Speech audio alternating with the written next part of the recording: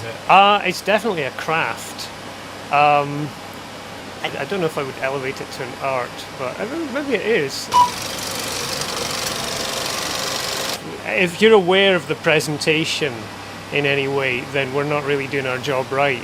We should be completely anonymous at the back of the hall, just doing our thing.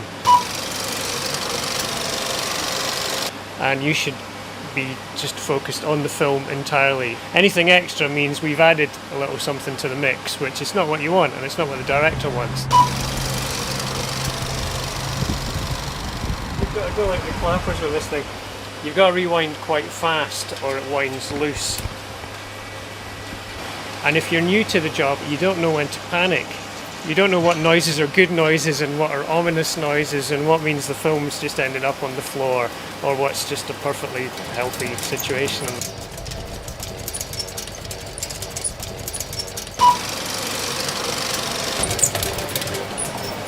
I had a few different jobs, but this is the one that's the best, definitely.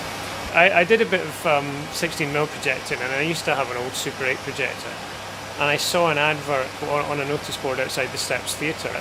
Projectionists wanted training given, and I thought, oh, I'll have a bit of that. That sounds great, and I've kind of been doing it ever since, about 25 years now. Not very often at all these days, so you kind of get out of the loop a bit, and you do come in and you're a nervous wreck after a day.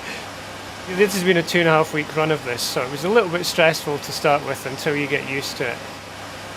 You've forgotten what a normal splice sounds like, you've forgotten what it sounds like if it's starting to unravel and come away.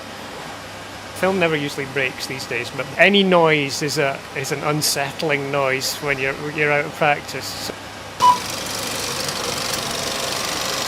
24 times every second you'll see a flash of a static image. 172,000 static images for a 2-hour feature.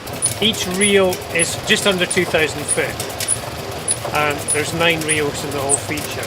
But there'll be 3 of these small reels will go into one 6,000 foot, and then you'd have a changeover between the first reel and the second reel, another changeover between the second one and the third one, and epic amounts of rewinding in between for us. So the whole feature comes in at more or less 3 miles of film.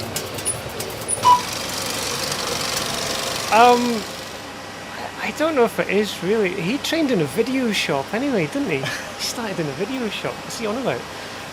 It's 10 years, more than 10 years now, since we've adopted digital.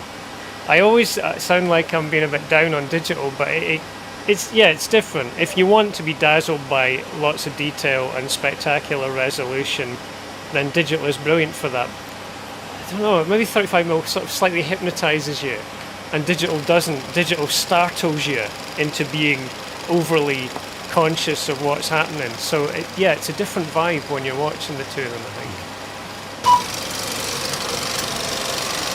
Sometimes you get a print and it's unrunnable when you get it, and you basically do a little restoration on it. It was one that was satisfying and really frustrating in equal measures.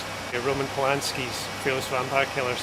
I love the film, never thought I'd get a chance to actually see a print of it. And then it came in and it was wrecked, it was an absolute heap.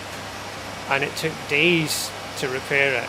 And then we projected it and 7 people came in. From our side of the porthole, it sounded horrific because you could just hear splice after splice running through it. In the cinema, when they're actually sat in the theatre, it was amazing. It was perfect, and it just ran through beautifully.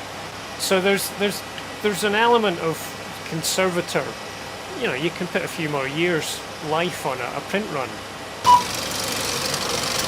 If you were a digital-only venue, then you might not have anyone that was termed a projectionist, because you can schedule a lot of stuff and you can pre-program a lot of stuff. And then if you have an old school venue like this, or if you have a regional film theatre that's always going to be handling 35mm, then you kind of have to have a projectionist.